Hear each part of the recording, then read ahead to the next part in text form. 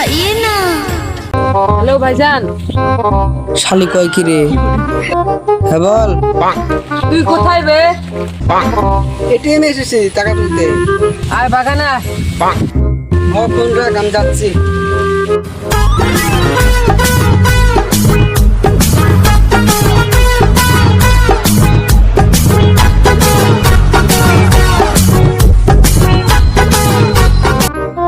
হ্যাঁ বল। তোকে খুব মিস করছিলাম রে। যাইরা মতলব তো ঠিক লাগছে না গো। বস নিচে বস।